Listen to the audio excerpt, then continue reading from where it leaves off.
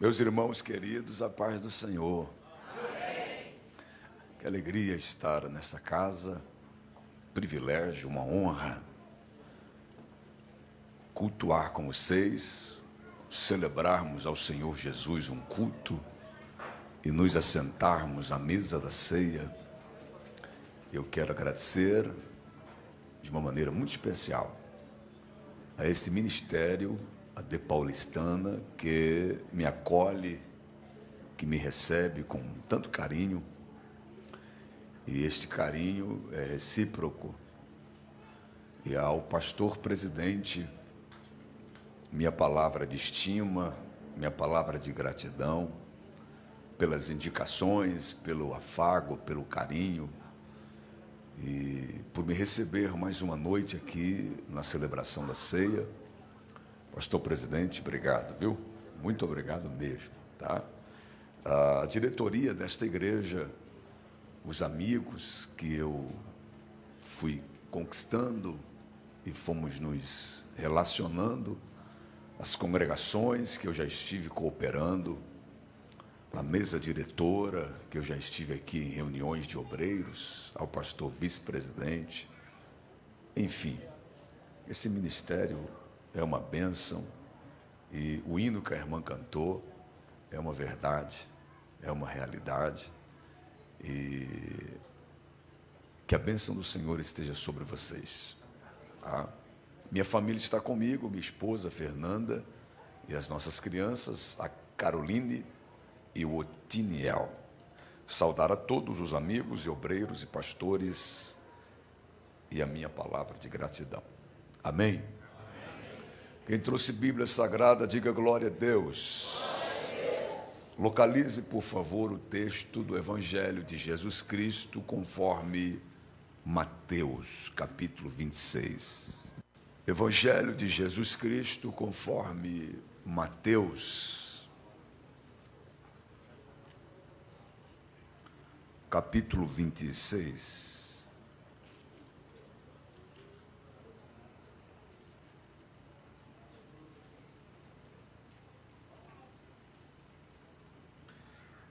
Versículo 36,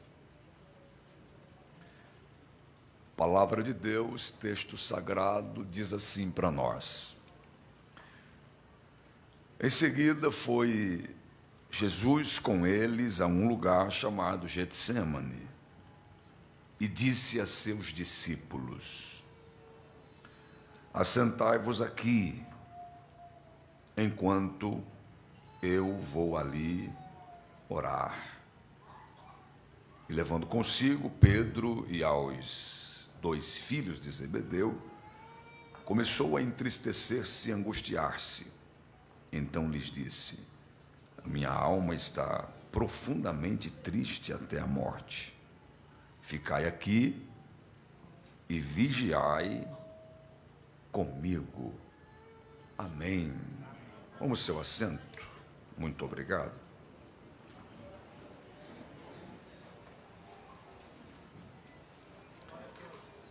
Eu estava raciocinando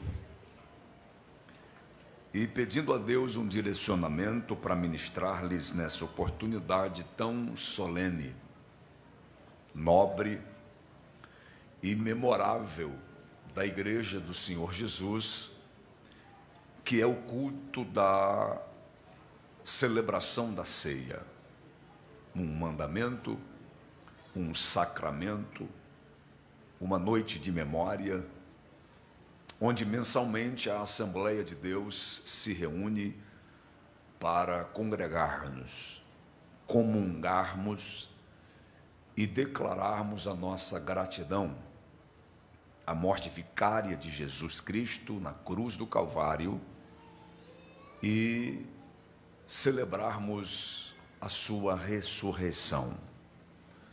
O cenário da celebração da ceia, do Getsêmani, do Gólgota, do sepulcro, é familiar a todos nós. Até porque, no período do discipulado, ao aceitar o cristianismo, você é lecionado, você é instruído sobre o enredo da crucificação, toda a composição do cenário das vias dolorosas de Jerusalém, ou seja, é um assunto extremamente familiar. O pastor, aos domingos, ministra mensagens relacionadas, pertinentes ou até intrínsecas a esse tema. Mensalmente, na celebração da ceia, você é ministrado a respeito deste assunto. A leitura oficial do apóstolo Paulo, que deixou para nós o registro na igreja de Corinto, na primeira carta, capítulo 11, nos traz a lume essa cena da ceia, da mesa e do processo salvífico de Jesus. Ao ingressar em um curso teológico, você tem a matéria soteriologia, que é a doutrina da salvação. Ou seja, a igreja está fundamentada na cruz de Jesus. A palavra da igreja é a mensagem de salvação através da cruz de Jesus. O nosso Deus, o Todo-Poderoso, João registra isso no seu edital, capítulo 14, quando diz que Jesus é caminho, Jesus é verdade e Jesus é vida. O mesmo João, escrevendo a carta ou o livro do Apocalipse para a igreja, a carta à igreja de Filadélfia, diz que este também é justo e verdadeiro. No edital evangelístico ele diz que ele é verdade, e lá ele diz que ele é verdadeiro. Pastor, tem diferença? Para nós talvez nenhuma. Se eu disser assim, o irmão lá fala a verdade, você diz, que bom. O irmão lá é verdadeiro, você diz, que bom. Soa-nos como sinônimo, mas na origem, na palavra grega, há uma diferença da expressiva para a verdade e da expressiva para verdadeiro. Enquanto verdade, nele não há mentira, ele é a verdade. Mas quando João cita verdadeiro, João estava dizendo que foi protocolado, declarado, assinado que ele é verdadeiro. Ou seja, além de nele não haver mentira, tem um documento protocolado que ele é verdadeiro. Esse é o nosso Jesus. Então, a igreja do Senhor, ela é baseada na mensagem cristocêntrica. Eu até posso ministrar no Antigo Testamento, e devo. Eu até posso falar das cartas dos apóstolos, e devo. Agora, a título de salvação, Cristo é o único mediador entre o homem e Deus. Isso não é novidade a ninguém. É interessante pensarmos numa frase que o sangue de Jesus Cristo, ele é suficiente para salvar o mundo inteiro, mas só é eficiente para aqueles que creem. Logo, a mensagem, ela é sugestionada, ela é oportunizada universalmente, mas ela é aceita individualmente. Quando eu li esse texto, pensando na reunião desta noite, saltou da Bíblia todo o cenário da crucificação de Jesus. Pastor, conhece essa história? Que bom, eu não vim aqui trazer novidade a ninguém. Mas se você vier comigo nessa linha de raciocínio, antes do Calvário, tendo o endereçamento do Getsêmani, eu quero pensar com vocês e pensar deste texto lições práticas que os evangelistas registraram no ministério de Jesus. Mateus, por exemplo, capítulo 26, Marcos, capítulo 14, Lucas, capítulo 22 e João, capítulo 18. Todos eles trouxeram para nós o enredo da crucificação, cada qual no seu detalhe, alguns peculiar, outros outros similares, outros traçando um paralelo. Isso é interessante por conta dos pontos de vista de cada um. Mateus, que foi o evangelista que nós lemos, no capítulo 26, registra para nós, a partir do versículo 36, Jesus entrando no Getsêmani. E quando nós partimos desse pressuposto de Jesus entrar no Getsêmani, dá-se a ideia que é o início do seu sacrilégio, do seu sacrifício. E de fato o é. Pastor, Jesus sofreu muito, sofreu. Jesus é o nosso exemplo em tudo. Então aqui eu já tenho uma primeira lição. Quando eu sofro ou passo por algum sofrimento, eu não estou sendo melhor, pior do que nenhum dos senhores e nem de Jesus. Se Jesus sofreu, por que eu não posso sofrer? Então sofrimento não tem nada a ver com identidade, com filiação, com agradabilidade, com amabilidade do Pai. Se Jesus é o Filho de Deus, que desceu dos céus, sofreu, nós não estamos isentos destes sofrimentos. Então Jesus passou por esse ambiente do Getsêmani, sem falar no seu ministério, nas suas oposições, nos levantes, nos momentos que ele foi ignorado. Jesus, alguém disse assim: pode vir alguma coisa boa lá de Nazaré? Esse aí é o Cristo? E aí nós não trabalhamos, não sabemos trabalhar com confrontação. Pastor, estão desdenhando do meu ministério. Desdenharam de Jesus. Pastor, não estão asseverando a minha chamada. Não asseveraram a de Jesus. E Jesus deixou escrito para nós, Mateus registra isso no capítulo 10, se chegares em um ambiente, se chegares a uma cidade, e você não for bem recebido, bate o pé, sobe poeira e siga em frente. Pastor, para que isso? Para ensinar para nós que a sua missão é maior do que a sua decepção. Para ensinar para nós que a sua chamada é maior do que a oposição. E nós devemos seguir. É aquilo que nós chamamos de foco, né? Aí fora, todo o contexto de técnicas, todo o contexto de aceleramento, de engajamento, de crescimento. Alguém diz, você precisa ser determinado. Mas Paulo já dizia isso: prossigo para o alvo, pelo prêmio da soberana vocação de Deus em Cristo Jesus.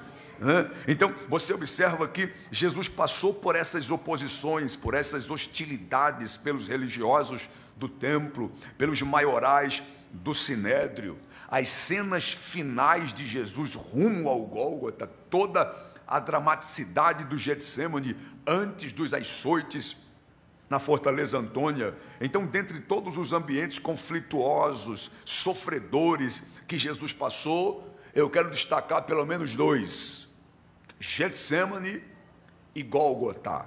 Eu quero destacar pelo menos dois: Getsêmani e Gólgota. Para falarmos desses dois ambientes, que aconteceu tudo ali no mesmo período, né? No período da madrugada, manhã e tarde, você precisa entender um pouquinho do que estava acontecendo em Jerusalém.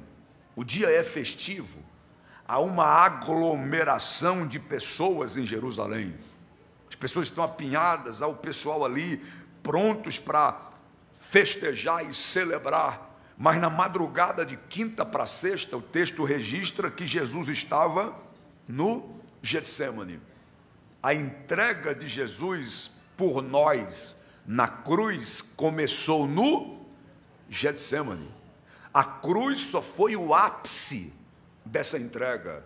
Dias atrás alguém me perguntou: pastor, por que Jesus não teve medo da cruz? Eu disse: quem passou pelo Getsêmani, irmão, vai temer o quê no Calvário? Quem passou pelo Getsêmani não teme nada do que acontecerá ou do que aconteceu no Calvário. Aí eu fiquei pensando nisso: se já tinha o Calvário, por que passar pelo Getsêmani? Se o Calvário já era projeto de Deus, por que passar pelo Getsêmani? Era só chegar lá e ser crucificado. Mas não. os céus teve o detalhamento de Jesus passar pelo Getsêmani. Se você gosta um pouquinho de ciência a respeito do sofrimento que Jesus passou, há um processo que Jesus sofreu chamado hematidrose, quando a pessoa ela é colocada em situação de uma dor terrível, de um afugentamento, de uma depressão até mesmo, e a pessoa agora começa a suar sangue, há um abatimento moral violentíssimo, suas emoções estão desajustadas e a pessoa começa a suar sangue, as suas glândulas sudoríparas começam a gotejar sangue misturado com suor. Isso é o sofrimento atroz, o sofrimento horrendo. Jesus passa por isso. Lucas dá o detalhe, porque Paulo disse à igreja de Colossos que ele era médico. Então só Lucas dá esse detalhe no capítulo 23, no capítulo 22. Olha que coisa interessante, quando Jesus está rumando-se para o Gólgota. O Getsêmani foi uma fase, o Getsêmani foi um período. E eu lendo, relendo, pontuando, disse: Senhor, os irmãos já conhecem essa história, a igreja conhece todo o contexto do Getsêmani. O que eu tenho a ver com isso? O que é que a igreja de Jesus tem a ver com esse processo? Pastor, quem estava com Jesus no Getsêmani? Os seus discípulos. Jesus tinha 12. Um, que é o Judas, já tinha se adiantado para as suas negociações. Então sobrou 11. Dos 11, Jesus chamou 3. Então restaram-se 8. Jesus chama os 11, os 8 ficam, os 3 vai um pouquinho mais adiante. Quando Jesus leva os 3 um pouquinho mais adiante, Jesus diz para os 3: fique aqui, que eu sozinho vou um pouquinho mais ali. Então o processo foi sendo fragmentado, foi escalado, não? Jesus chegou com os 11, fica 8, vem 3 e agora vou só. Por que Jesus foi só? Para ensinar para nós que existem processos na vida que você até tem 11, mas 8 fica, depois fica mais 3, depois vai só você. Pastor, há algum pecado nisso? Não. Jesus, que alimentou multidão, mais de 5.000 comeram pães, agora está no Getsêmani sozinho.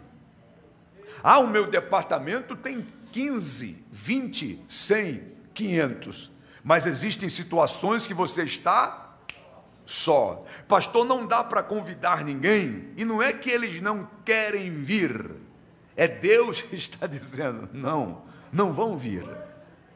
Mas e se eles não atendem? Será que se eu ligar não vão me atender? Não é que não querem atender, é Deus que não permite que eles atendam. Pastor, existe isso? Existe. Jesus viveu isso. Agora, olha que coisa interessante eu pensar: será que Getsêmani me remete a uma prova que só eu passo? Sozinho. E os meus amigos não entram. Meu pai e minha mãe também não entram. Para quê? Para ensinar para nós que existem provas privadas. Existem provas que é só sua. Existem ambientes que é só seu. Existe ambiente que não tem como levar ninguém. Pastor, esses ambientes são quais? Aquela lágrima que só você sabe quando derramou. Aquele choro que só você sabe onde chorou. Aquele momento de amedrontamento, de afugentamento que só você viveu. Mas o meu pastor é tão gente boa, meu líder amável demais, meus pais sempre estão junto. Por que ninguém vem agora? Porque são aquelas provas que eu preciso passar sozinho. Esse é o Getsêmani. E o Calvário? Público. E o Calvário? Todo mundo viu. E o Calvário? Todo mundo tinha acesso. E o Calvário era exposto. Você percebeu que tem prova que é solitária, sozinha, privada, e tem prova que ela é pública. Pastor, troca em miúdos. Vou trocar. Tem situação que só você sabe o que passa aqui dentro. E só você sabe o que passa lá dentro de casa. Isso é prova privada. Agora tem prova pública. Todo mundo está te vendo andar a pé. Tem prova pública. Todo mundo te vê com a mesma roupa. Parece até uniforme na igreja. Todo mundo te vê pegando ônibus coletivo. Todo mundo te vê com um currículo na mão, de cima e para baixo. Isso é prova pública. Mas se as pessoas estão te vendo e parece que ninguém te ajuda, é Deus dizendo, é só para ver. E aqueles que não vê, pois é só você. Então tem situações na vida que eu passo só. E tem situação na vida que todo mundo vê, mas ninguém pode me ajudar. Que é isso, pastor? Getsemane e Gólgota. Então o que o Getsemane ensina para nós e Jesus passou por lá? Repito aquela pergunta que eu observei agora há pouco. Se já tinha cruz, por que tem Getsemane? Porque a semântica da palavra Getsemane significa prensa de azeite. Prensa de azeite. Lugar de espremer azeitona. Essa era a significação do ambiente. Lugar de espremer azeitona. E por que Jesus foi para lá? Porque a palavra Cristo tem a significação ungido. Então, se Cristo é o ungido, deveria extrair dele algum óleo. E é por isso que ele foi para o Getsemane. Aí eu gosto demais de um cântico de um profeta que a gente diz e a gente canta. Quem, pastor? O Abacuque. Quando o Abacuque diz assim: ainda que a figueira não floresça, ainda que não haja ovelhas nos currais, e as vacas já foram arrebatadas, e o produto da oliveira minta. Pastor, que produto da oliveira mentiroso é esse? O que é o produto da oliveira mentir? Aí, se você remeter às páginas deuteronômicas, capítulo 28, versículo 40, você observa que o fruto não podia cair. Se caísse o fruto, o azeite desse fruto não servia. Não podia cair o fruto no chão. Se caísse no chão, não servia. O fruto deveria ser apanhado no pé. Se o fruto caísse, podia espremê-lo e o azeite que saía não era bom. Para quê? Para ensinar para nós que azeite de fruto caído não é bom. Mas bora lá, continuando o texto. E quando exprimia essa azeitona, ela não deveria soltar aquela que nós chamamos de carne da azeitona. Ela tinha que só soltar o óleo. E quando ela não soltava o óleo,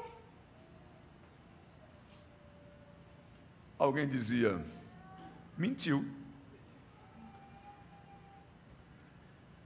Essa azeitona mentiu.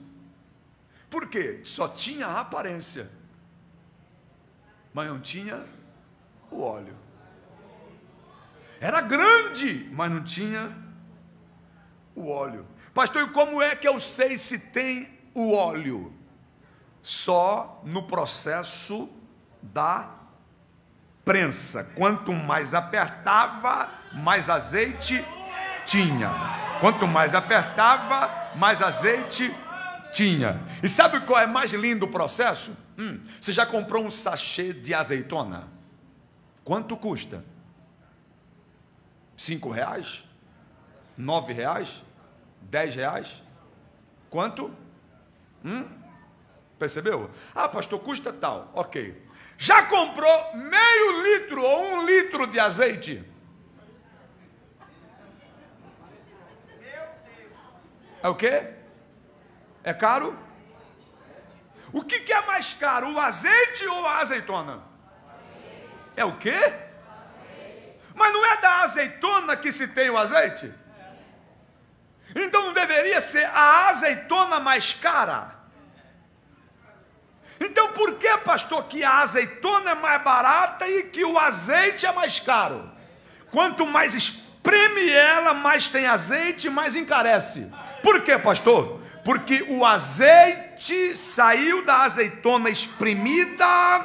Quanto mais azeite tem, mais caro é, porque o que encarece é o processo. Eu quero ser um obreiro de valor. O que encarece é o processo. Eu quero ser uma obreira de valor. O que encarece é o processo.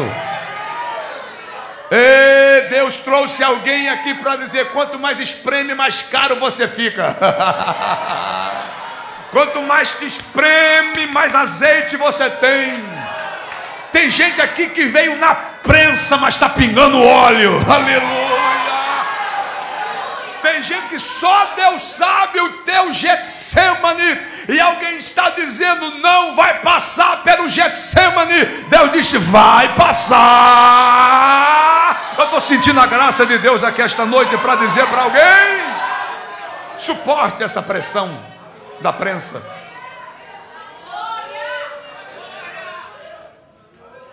Você tem familiaridade com essa pessoa que está do lado? Tem. É familiar? É.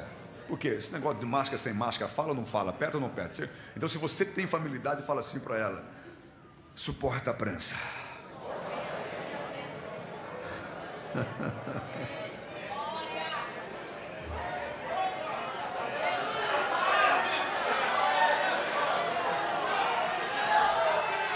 A prensa de Deus não é para te matar, é só para ver o que tem aí dentro.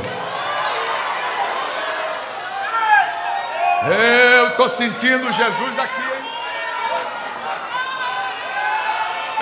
Pastor, estou passando uma prensa. Fica tranquilo. Você já cantou prensado? Você já pregou prensado? E você está tão prensado que está assim: meu Deus, tem misericórdia. Mas tem alguém pegando a unção. Tem alguém pegando a unção. Tem alguém pegando a unção. Tem alguém pegando a unção e dizendo: eu preciso disso aqui.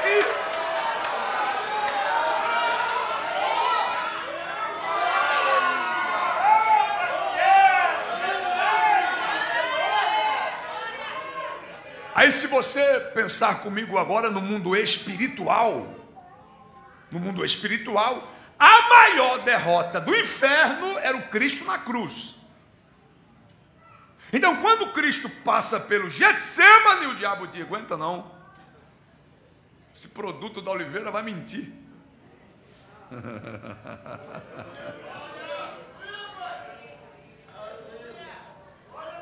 E aí, será que é o Cristo ungido, o Cristo falso? Como é que é? Meu irmão,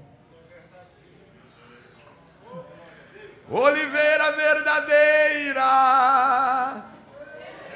Jesus Cristo é.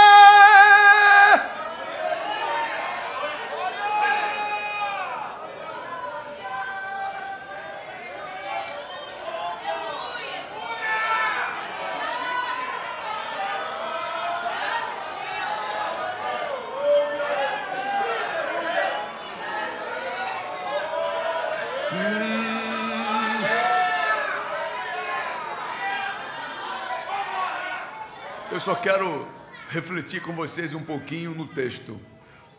No texto mesmo. Onde, pastor? A partir do 36. Olha o que diz. Em seguida, Jesus foi com eles a um lugar chamado Getsemane e disse a seus discípulos: assentai-vos aqui, enquanto eu vou ali orar. E ele levou consigo Pedro, Tiago e João. E começou a entristecer e angustiar-se, e disse: a minha alma está aflita e triste até a morte. Fique aqui, que eu vou ali. Já disse isso, repito e reitero. Deixou os 8, deixou os 3 e foi só. Mas quando ele volta, ele encontra os 3. É o quê? Dormindo. Acorda. Você não consegue vigiar comigo 1 hora? E eles acordaram. Oh, Jesus, desculpa aí, Jesus, desculpa aí, vamos voltar a orar. Oh, Senhor, meu Deus e meu Pai. Na segunda, mesma coisa. Na terceira, eu disse, meu Deus do céu, os 3 não conseguiram 1 hora. Aí eu fui pesquisar os 3. Pedro. Quem eram eles? Pescadores. Lá em Lucas 5, quando Jesus chama-os para o ministério, eles eram pescadores. E vocês sabem, tanto quanto eu, que o pescador profissional pesca no período noturno. E os 3 pescavam à noite. Tem algum relato bíblico aqui que os 3 dormiram durante a pesca? Mas dormiram durante a Para quê, pastor? Para ensinar para nós que no meu Getsemane, se eu querer levar alguém, eles vão dormir. E além deles dormir, eles vão ensinar para nós o seguinte: se for do meu interesse, eu fico acordado. Agora, se for só do seu,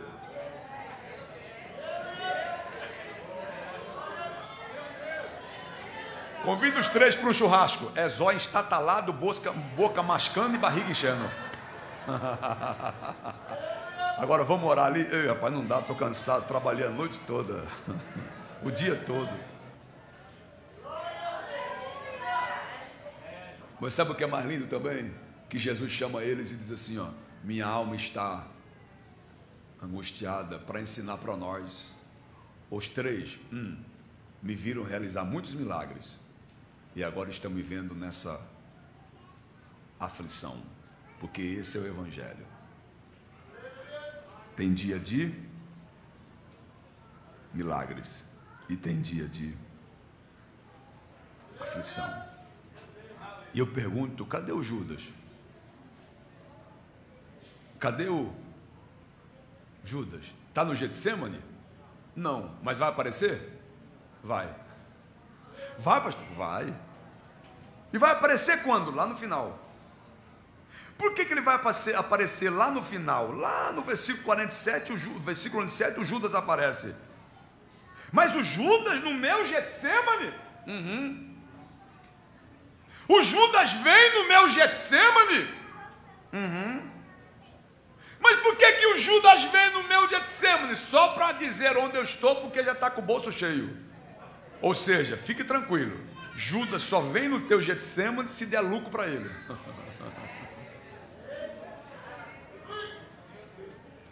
Ele vai lucrar com alguma coisa? Vai, então ele está contigo no Getsemane. Se ele não for lucrar, ele não fica. Mas o texto vai expondo para nós que Jesus passa essa agonia do Getsemane. Mas sabe o que é mais lindo? Que quando não tiver Pedro, quando não tiver João, quando não tiver Tiago, o texto diz para nós em Lucas versículo 43 do capítulo 22, e eu quero ler com você isso aqui. Capítulo 23, versículo 43 de Lucas. Quando não tem Pedro, quando não tem Tiago, quando não tem amigos. Capítulo 22 de Lucas, versículo 43. Então lhe apareceu um anjo do céu que o confortava. Oh, eu preciso dizer isso para alguém. Quando Pedro dormir, o João dormir e o Tiago dormir, Deus não dorme. E lá de cima Deus diz: anjo, pastor, troca em miúdos, vou trocar. Quando lhe faltar socorro da terra, Deus enviará socorro do céu. Resista!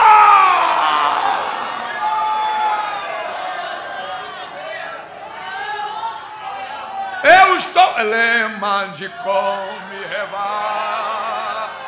Eu estou falando com alguém, trocando agora para nossa aplicabilidade, para a prática cristã, que está passando um Getsemane, dizendo: Senhor, eu vou para a tua ceia hoje, mas não suporto mais, não aguento mais, é tanta prensa, eu estou sendo espremida, que luta e crise é essa? Deus rasga o céu para dizer: se não tiver Pedro, se não tiver João, se não tiver Tiago, e o propósito meu é esse, para que você entenda que o céu se abrirá, o anjo descerá, e o teu alento e o teu socorro.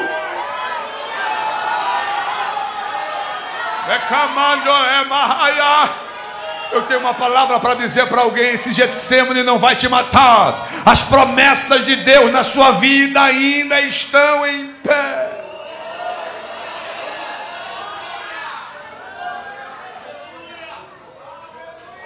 Aleluia. Oh, glória a Deus. O texto sagrado diz para nós, capítulo 26 de Mateus, versículo 45, Jesus chama a atenção deles: ainda dormes e repousais? É chegada a hora, o Filho do Homem está sendo entregue nas mãos de pecadores. Levantai-vos, vamos, eis que o traidor se aproxima. Se você pausar aqui e ir para João 18, você tem uma sequência exata. Tendo dito estas palavras, saiu juntamente com os seus discípulos, versículo 18, onde havia um jardim, entrou com eles. 2, e Judas, o traidor, também conhecia aquele lugar, porque Jesus ali estivera muitas vezes com os seus discípulos. Tendo, pois, Judas recebido a escolta dos principais dos sacerdotes e fariseus e alguns guardas, chegou até este lugar com lanternas, tochas. Fiquei pensando nisso, lanternas e tochas. Irmão, foram procurar a luz do mundo com lanterna e tochas e armas. Foram procurar a luz do mundo com lanterna e foram procurar com armas o Senhor dos exércitos. É incabível. Sabendo, pois, Jesus todas essas coisas sobre ele haviam de vir, adiantou-se. Fez o quê? Eu gosto disso. Ó. No jardim, sabido o que ia acontecer, ele adiantou-se. Se o primeiro homem, no primeiro jardim, se escondeu, o segundo Adão, no segundo jardim, a quem buscais?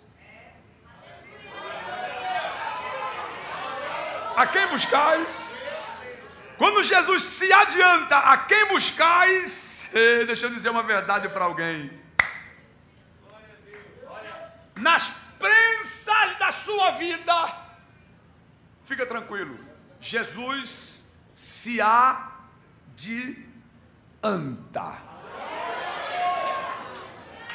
Vou aplicar mais uma vez para o seu coração. Nas prensas da sua vida, Jesus se adianta. E quando ele se adianta, o texto é lindo demais.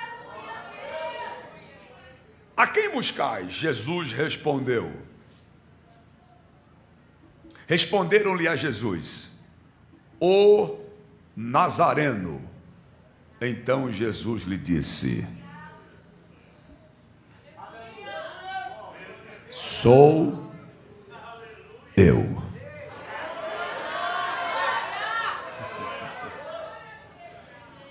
Ele só disse isso. A Bíblia diz que eles recuaram.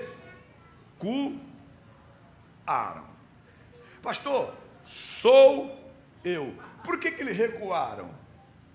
Porque a mesma coisa do eu sou. A quem buscais? A Jesus. Sou eu. Um passo para trás. Sou eu. Mais um passo para trás. Sou eu. Caíram por terra. A palavra que eu tenho para o coração desta igreja é: o Jesus que está contigo no teu Getsemane, aleluia, o Jesus que está contigo nessa tua prensa, ele se adianta do processo e diz para o plano de Satanás: sou eu o Deus dessa família, sou eu o Deus desta igreja, sou eu o Deus desse obreiro, sou eu o Deus deste ministério, sou eu o Deus dessa casa, sou eu o Senhor dessa mulher, sou eu o Deus desse homem. Eu quero ministrar uma palavra para alguém aqui esta noite. Nenhuma ferramenta preparada contra ti, ela vai prosperar, porque Deus lhe toma pela mão e diz: eu estou contigo nessa prensa de azeite.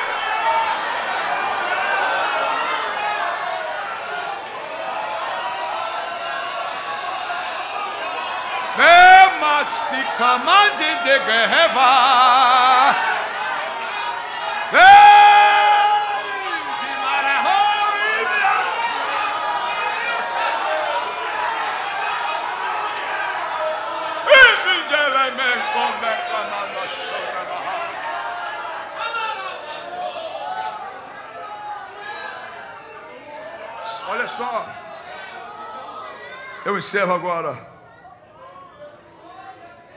Jesus passa pelo Getsemane,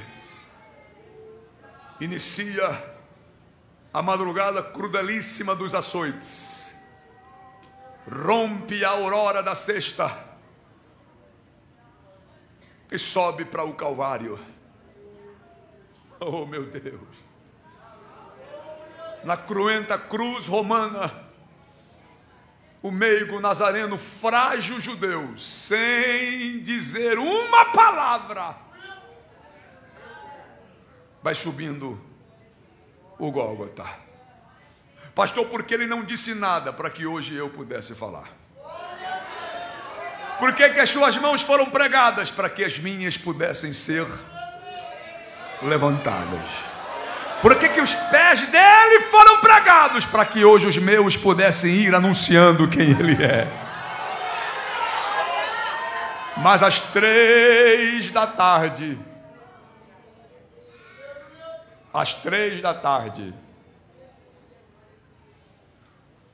está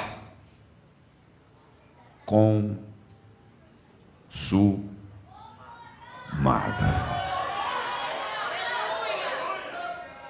O que eu fiz está feito. Uma mulher me chama a atenção, e eu encerro agora. Uma mulher me chama a atenção por nome Maria Madalena. Liberta dos espíritos imundos, está ela juntinho da cruz. Quando ela ouve Jesus dizer: está consumado, talvez não entende nada, e alguém diz assim para ela: sabe o que ele acabou de dizer? O que fez está feito. O que eu faço agora? Pode ir embora em paz. Mas o meu libertador vai morrer? Vai, mas o que ele fez está feito. E daqui a 1 ano, o que ele fez? Daqui 10 anos, o que ele fez? Daqui 2022 anos. É por isso que nós estamos aqui. Aí sabe o que é mais lindo agora? José de Arimateia comprou um tecido finíssimo e foi até os maiorais e disse assim: me dá o corpo dele. Por quê? É que eu comprei um tecido fino e eu vou envolvê-lo. Você teve coragem de comprar um tecido fino para envolver um corpo morto? Zé de Arimateia disse: sim, para ensinar para nós Até que ponto você investe num corpo morto? Fulano? Ih, já morreu. Vai investir?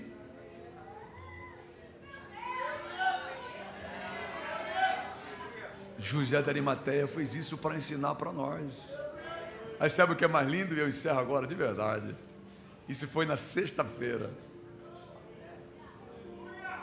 Jesus morreu numa sexta. Sábado e domingo o cartório era fechado. Segunda-feira foram buscar o atestado de óbito dos mortos da sexta. Viemos aqui buscar o atestado de óbito dos mortos da sexta. O cartorário disse, só tem 2.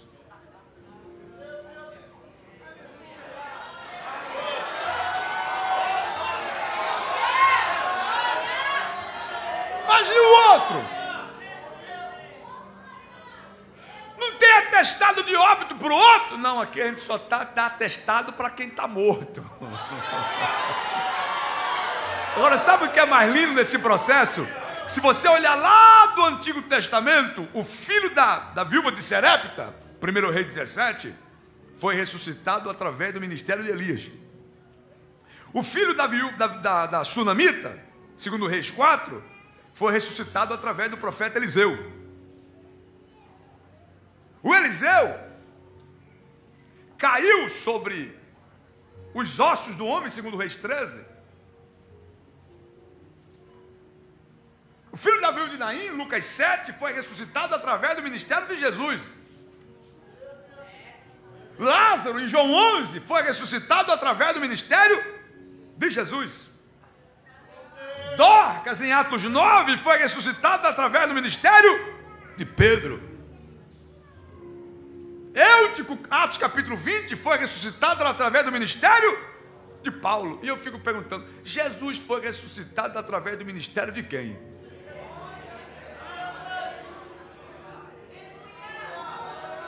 Quem chegou lá e disse, Jesus, vem para fora? Ninguém. Por quê, pastor? Porque o texto diz assim para nós, o Pai me ama, porque dou a minha vida para tornar a tomá-la. Ninguém tira de mim, mas eu, de mim mesmo, a dou. Tenho o poder de a dar e poder tomar de volta.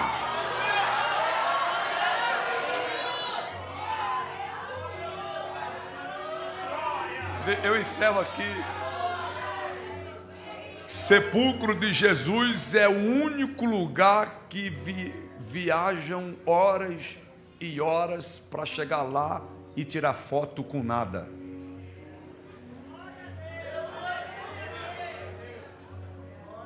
Porque o sepulcro está...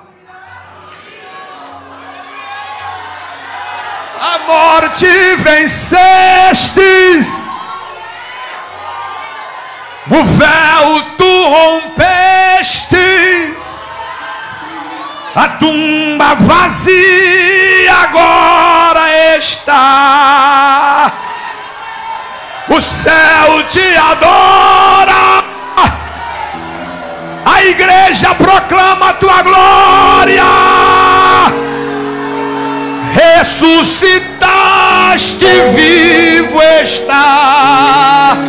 E eu tenho uma notícia boa para dar para essa igreja. Jesus está vivo e está entre nós. Jesus está vivo e está entre nós. Elebande, camanaciente, elebara. Eu estou sentindo a presença dele aqui. Da portaria ao altar da igreja, ao Jesus vivo, ao Jesus vivo, ao Jesus vivo, ao Jesus vivo. Deixa ver quem veio celebrá-lo, deixa ver quem veio adorá-lo, deixa ver quem veio adorá-lo. Ele mandicama, urimácia, terabarraia, até paulistana tem o Jesus vivo.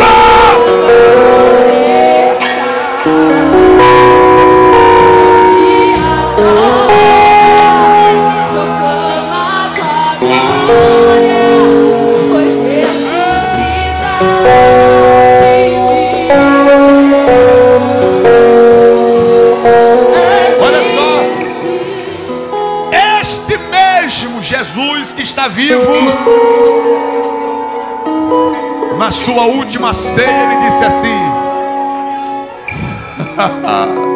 fazei isto em memória de mim. Aí Paulo escreveu para a igreja de Corinto: isto, quando fazemos, estamos anunciando a sua vinda. E enquanto ele não vem,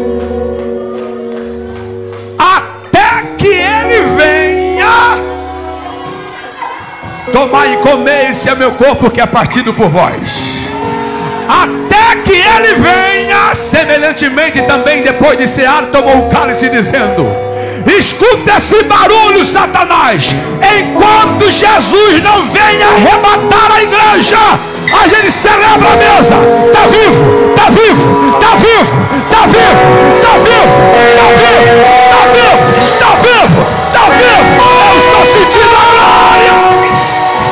De pé, de pé, de pé.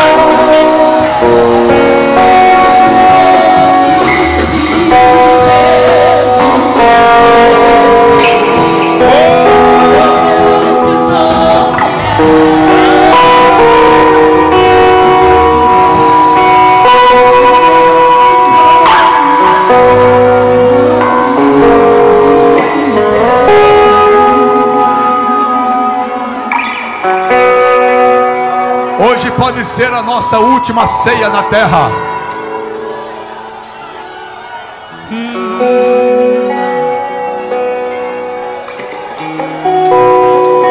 Nós não reunimos aqui para chorar a morte do nosso líder. Nós não reunimos aqui para choramingar a morte de nosso líder. Mas nós nos reunimos aqui diante da mesa. Nós estamos declarando: ele venceu a morte, ele venceu a morte, ele venceu a morte, está vivo. Eu quero orar por você. Sabe para que eu quero orar? Eu quero orar por aqueles que não estão suportando a pressão.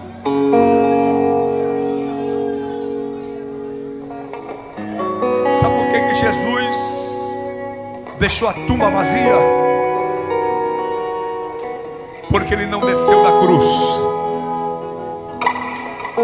Se ele não desceu da cruz, hora antes subiu, porque não desistiu do Getsemane. Estou falando com alguém que estava pensando em parar, desistir, largar a mão disso. Deus me trouxe aqui para dizer para vocês: aguenta essa pressão. Suporta essa prensa. Porque nós vamos para um lugar que não haverá mais prensa. Não haverá mais lágrimas. Enquanto ele não vem, a gente senta na mesa, come do pão e bebe do cálice, ficando firme nesse processo. A trombeta vai soar, a igreja será arrebatada, e quando chegarmos lá em cima, morte e choro, tristeza e dor, nunca mais, nunca mais. Aguenta, aguenta, porque quando a trombeta raiar, a igreja